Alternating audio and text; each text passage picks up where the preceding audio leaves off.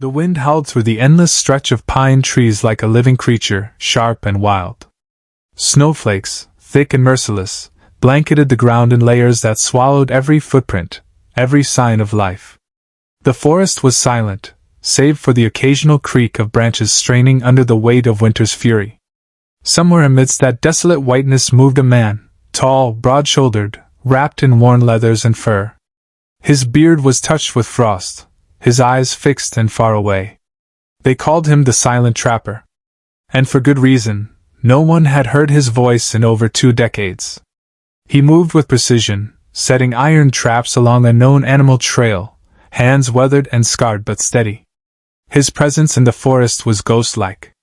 Hunters in nearby towns told stories about him, but no one truly knew who he was, nor dared venture close enough to ask.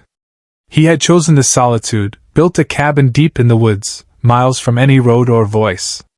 Even his dog, a thick-coated wolf dog named Ash, was nearly silent, matching his master's mood in every step.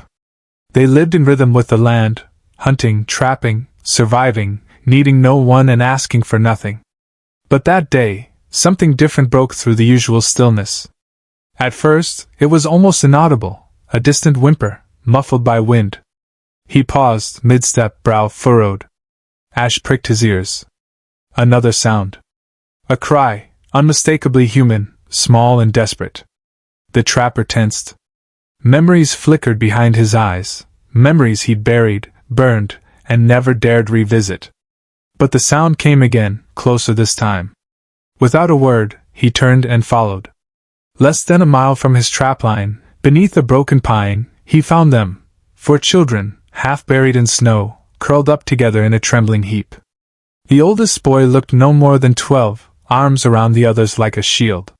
One girl, perhaps 10, stared blankly ahead, lips blue. The youngest, barely 4, was unconscious. Another girl, maybe 7, met his gaze with wide, terrified eyes. The trapper dropped to his knees, unfastening his fur cloak and wrapping it around them. Their bodies were cold, their breaths shallow. He didn't speak.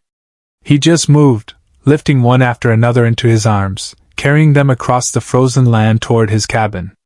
Ash walked beside him, ears twitching, nose raised as if sensing the gravity of what had just changed. Inside the cabin, warmth radiated from a wood stove that never ceased its low burn. The walls were lined with tools, dried herbs, and maps drawn by his own hand. He laid the children gently on a bed of thick pelts, then set to work. Water boiled. Blankets were layered. Soup, thick with root vegetables and preserved venison, was ladled into old wooden bowls. He fed them carefully, bit by bit. The youngest girl stirred, then coughed. The boy's lips trembled as he whispered, "Thank you?" Still, the trapper said nothing. Over the next hours, the children thawed, inside and out. Warmth returned to their cheeks, life to their limbs. They exchanged looks of cautious curiosity with one another, then with him. The cabin, though simple, felt safe, more than anywhere they'd known in months. The boy tried to explain, between spoonfuls and shivers, that they had been traveling with a foster caretaker who vanished during a storm. They had been alone for days, walking and hiding, lost in the forest's icy grip. But the trapper didn't press. He simply listened, nodding now and then, as if he understood far more than he let on. He gave them names, not with words but through gestures. He pointed to the eldest and tapped his own chest, nodding, as if to say, "Strong." To the second girl, he offered a smooth stone from a shelf, gentle and cool, like her quiet demeanor. The younger girl clutched a feather he handed her and smiled weakly. The boy watched all this, unsure whether to trust, but unable to deny the safety surrounding them. Days passed. The storm outside raged on, but inside the cabin, life quietly reassembled itself. The children began to move freely, tiptoeing around the space, exploring with the careful excitement of kids too used to fear. The trapper worked silently, always with one eye on them. He repaired shoes, mended torn coats, dried herbs. He hunted in short stretches, bringing back meat and firewood, while Ash kept close to the children like a watchful guardian. And though he remained wordless, his silence was not emptiness, it was presence. Every gesture, every look was filled with something deeper than words, an unspoken promise that they were no longer alone. One evening, as the snow finally began to ease, the girl with the stone reached for the trapper's hand while he sat sharpening his blade by the fire. He froze.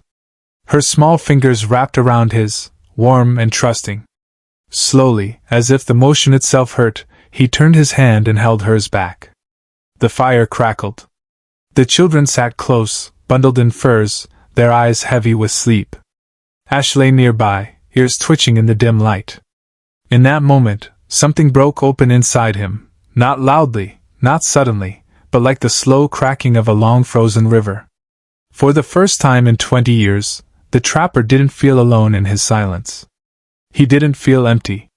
He watched them, these lost little strangers who had stumbled into his world like ghosts from a dream. And though he didn't yet know what would come next, or how the world outside might come knocking again, he knew one thing with piercing clarity. They had changed everything. And though they didn't realize it yet, they had just saved him, too. Snow still clung to the trees in thick clusters, but the worst of the storm had passed. Morning sunlight filtered through the frost-draped canopy in muted streaks, casting a pale gold over the forest and cabin alike. Inside, the children were changing. Not loudly or suddenly, but through small gestures, curious glances, and cautious smiles that bloomed in the warmth of safety. Their cheeks regained color. Their laughter, light and cautious at first, began to echo in the once silent cabin. The trapper, seated by the fire with his hands around a steaming mug, watched from a distance. The boy, who'd introduced himself as Sam, began to take on a quiet responsibility, helping chop kindling, stirring the soup, guiding the others with a maturity forced on him too young. The two girls, Emily and Nora, followed his lead. The youngest, Grace, clung to a doll made from cloth scraps and feathers the trapper had tied together with twine. They had started to belong. In a cabin that once echoed only with the wind, the sound of life was returning. Yet even in comfort the past clung to them. One evening, as the fire hissed and popped, Sam sat cross-legged on the fur rug, eyes distant. The trapper sat nearby, mending a torn glove, Ash resting at his feet. Sam's voice, small but steady, cut through the quiet. "We weren't supposed to be out there," he said. "We were with someone, a woman from the group home. She wasn't mean, not really. Just tired. She stopped caring. Said she couldn't handle us anymore." The trapper didn't look up, but his fingers slowed. Sam continued, staring into the flames. "There was an accident. We were driving to another state, I think. Then the snow started. She panicked, lost control. The van flipped. We crawled out, but she never did." His voice faltered. "We waited a whole day. No one came. So we walked. I thought maybe we could find a house. Or a road." He didn't need to say more. The exhaustion, the desperation, they were carved into his face like scars that hadn't healed. The trapper rose and placed a wool blanket over the boy's shoulders. No words. Just the warmth of presence. Later that night, after the children had fallen asleep, the trapper sat alone by the fire, his eyes unfocused. In the silence, memories returned like shadows creeping beneath the door. His hands, though calloused and strong, trembled slightly. Years ago, he too had been a father. He remembered tiny shoes near the hearth, a girl's laughter echoing down the stairs, bedtime stories whispered in the soft flicker of lantern light. And then, the fire. Flames rising, smoke choking, screams lost in chaos. His daughter. His wife. Gone. Afterward, he'd fled everything: society, guilt, language. He had built a fortress of silence around himself, stone by stone. Until now. Until 4 children shattered the walls with little more than frostbitten hands and weary eyes. The next morning, Emily brought him a drawing, crude, made with charcoal on bark. It was a picture of the cabin, with stick-figure children and a tall man standing beside a dog. He stared at it for a long time, then set it gently on the mantel. That night, he sharpened his hunting knives and packed extra blankets. Winter still held its grip, and the forest was merciless. If he was to keep them safe, he had to be prepared. A few days later, during one of his brief hunting trips, he returned to find the cabin in disarray. The door had been pushed open. Snow swirled in. The children were gone. Panic gripped him, an emotion he had nearly forgotten how to feel. He dropped the meat and ran, his boots punching holes in the snow. Ash barked, catching a scent. The trapper followed, heart pounding. He found them not far away, near the frozen riverbank. Sam stood with a long branch in his hands, warding off a fox that had gotten too close to Grace. The others huddled behind a boulder. The trapper stepped between them and the animal, arms wide, and with a guttural growl and a flurry of snow, drove it off. The children stared at him, eyes wide and fearful, not of the fox, but of his face, twisted in panic. He crouched before them, breathing heavily, and for the first time, reached out and pulled Grace into his arms. No one spoke. No one needed to. Back at the cabin, as the fire warmed them once more, something shifted. Sam came to his side and placed a hand on his knee. "You were scared," he said. "We didn't mean to go far. We just wanted to find more wood." The trapper looked at him, and this time, there was no cold detachment in his eyes, only pain, and something deeper. Recognition. Later, as he lay in bed, the trapper stared at the ceiling beams. He thought of how easily he could have kept the door shut that day in the storm. How simple it would have been to walk away. But they had needed him. And maybe, just maybe, he had needed them more. For the first time in 20 years, he wasn't living only to survive. He was protecting something. Someone. And the fear that gripped him now wasn't of death, but of loss. The silence that had once been his shield was beginning to crack, piece by piece. He knew this peace wouldn't last. The world outside would come looking. There would be questions, interference, decisions beyond his control. But tonight, the children were safe. Tonight, they had each other.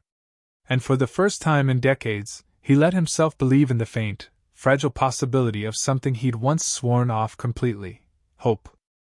Smoke. It curled up into the iron-gray sky like a silent scream. The trapper spotted it from the ridge where he'd been checking snares, thin, black, twisting into the frozen air like a warning. His breath hitched. He dropped the rabbit from his hand and broke into a run, feet pounding snow, legs churning with urgency he hadn't felt since the day fire had taken his family. Trees blurred. His heart pounded louder than the wind. When he reached the clearing, the cabin was still standing, but smoke poured from one of the back windows. The children were outside, barefoot, shivering, huddled in a patch of snow, eyes wide and tear-filled. Ash barked, circling them, nudging Grace, who clutched his fur with white-knuckled hands. Sam ran toward him.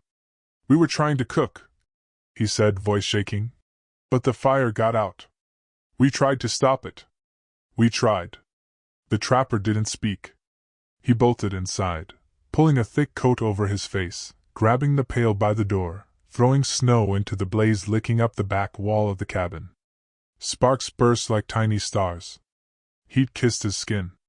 He moved fast, fierce, a man warring not just with fire but with something buried deep: fear, guilt, memory. It took 20 agonizing minutes. The fire hissed its final breath under mounds of snow and ash. Smoke stung his eyes. The back wall was scorched. Blankets and shelves blackened, curling inward like burnt paper. But the cabin stood. The home had survived. So had they. When he emerged, face soot-streaked, the children ran to him. Nora threw her arms around his waist. Emily trembled beside her. Grace buried her face in Ash's fur again. Sam stood back, jaw tight, fists clenched. The trapper rested a heavy hand on his shoulder. No words. Just a nod. The kind that says, *You tried. You did well, *. That night, they slept under thick layers, close together, the back half of the cabin sectioned off by hanging cloth to block the cold. The fire now burned low and carefully watched, a new fear flickering behind every glance. The trapper didn't sleep. He sat with his back to the door, axe beside him, listening to their breathing, watching the embers glow. By morning, the mood had changed. Emily refused to speak. She clung to her drawings and sat by the window, staring out. Sam busied himself with chores, chopping wood, hauling water, repairing the stove. But it wasn't responsibility now. It was guilt. Nora shadowed the trapper, mimicking his every move, as if afraid he might vanish if she let him out of sight. Grace, who had barely spoken since arriving, whispered, "I'm sorry," every time someone looked at her. The trapper understood what they couldn't say aloud. He had seen it before, how fire could unravel the mind. How its memory left marks deeper than burns. The children feared they'd broken the one thing that made them feel safe. The trapper knew that feeling too well. So he did something he hadn't done in years. He opened a wooden chest near the hearth, something the children had never seen him touch. Inside were a few precious items, a faded photograph, a child's shoe, a small hand-carved wooden horse. He took out the horse and handed it to Grace. Her eyes widened. "My daughter made it," he said, his voice low and rough like gravel. "A long time ago." The words stunned the children into silence. He knelt in front of the fire. "I lost them in a fire, too," he said. "My family. I'd built this place to disappear. But you came." His voice cracked. "You brought life back here. The fire didn't ruin that. You're still here. That's what matters." The children watched him, eyes wide, absorbing the weight of his words. For the first time, he wasn't just their silent guardian. He was human. Fragile. Broken. Trying. Sam approached and knelt beside him. "We can fix the wall," he said. The trapper nodded. Over the next few days, the cabin became a flurry of activity. Together they worked, replacing burned beams, scrubbing soot, gathering stones for reinforcement. Emily began drawing again, only now the images showed more than just safety, they showed healing. Nora sang softly while she worked, melodies half remembered from before they were lost. Grace clutched the wooden horse wherever she went. And Sam stopped apologizing. He led. The trapper watched all of this quietly, moved beyond words.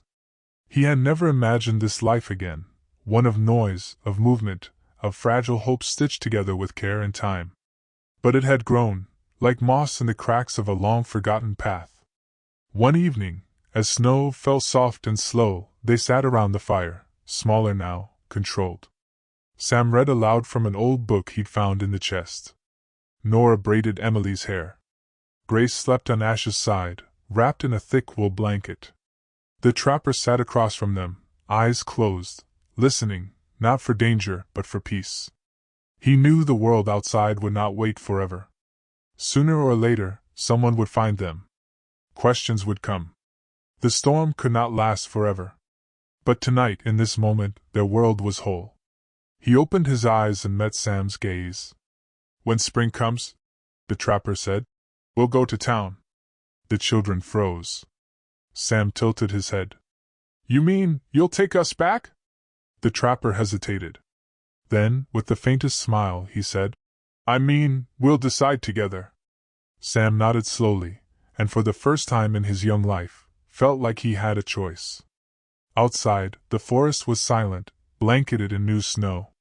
Inside, 5 souls sat close by the fire, not as survivors, but as something far rarer. A family. The first thaw came quietly. Drips from the roof tapped a gentle rhythm on the cabin's porch. The snow had begun to pull back from the trees, revealing the battered bark beneath.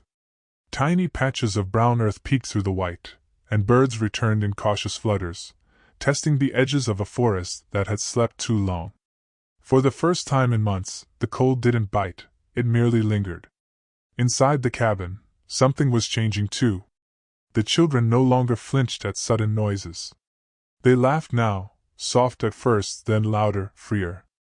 Emily had begun to teach Grace how to read from the trapper's old, dust-worn books. Nora spent hours carving shapes from leftover wood scraps, whispering stories to herself as she shaped tiny animals and trees. Sam had grown into his voice.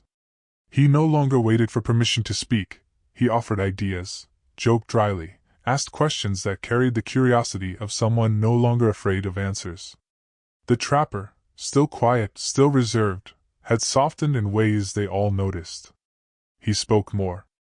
Sometimes short sentences, other times full stories, mostly about the land, the stars, the things that had no judgment and asked for nothing in return. He listened, too. He studied the children not as burdens, but as pieces of something sacred he had lost and now found, not the same, but healing. And yet, outside their clearing, the world continued to turn. One evening, Sam returned from checking the rabbit traps with something more than a catch. His eyes were sharp, guarded. In his hand was a shred of plastic, blue, ripped from something larger. A corner of a food wrapper. Fresh. The trapper took it from him and stared. The edges were clean. No sign of weathering. Someone else had passed through. That night, while the others slept, the trapper stood watch with Ash. Every snap of a twig made his spine tense. His peace had never been permanent, and he'd always known it. The world doesn't forget lost children. Not for long. The next morning, the trapper led Sam to the ridge overlooking the valley. They crouched behind a thick pine, scanning the distant road now revealed by the melting snow. Then they saw it. A black SUV. Parked. 2 men stepped out, dressed in heavy jackets. One held a clipboard. The other scanned the woods with binoculars. Government. Search party. Perhaps law enforcement. Looking for the lost. Sam's breath caught. They found us. The trapper nodded slowly. Not yet. But they will. They returned in silence. Inside the cabin, the air had changed. The others sensed it. The trapper explained in quiet, steady words. He didn't offer false hope. He told them what he knew, that soon, people would come asking questions. They might want to separate them. Place them in different homes. Institutions. Whatever system decided what to do with children like them. Emily clenched her fists. We don't want to go back. Nora trembled. They'll split us up. Grace didn't say anything. She simply buried her face into the trapper's coat and wouldn't let go. Sam stared at the floor. What if we stayed hidden? The trapper sighed. You deserve more than hiding. But this is more, Sam insisted. This place. It's ours. The words cut deep. Because the trapper knew what it meant to belong nowhere. And now, for the first time since he'd buried his old life beneath a mountain of snow, he felt the pull of something stronger than fear. Duty. Not to protect the cabin, but to protect what had grown inside it. A family. They didn't have days. Maybe only hours. So they packed? Not everything. Just what mattered. The carved animals. The books.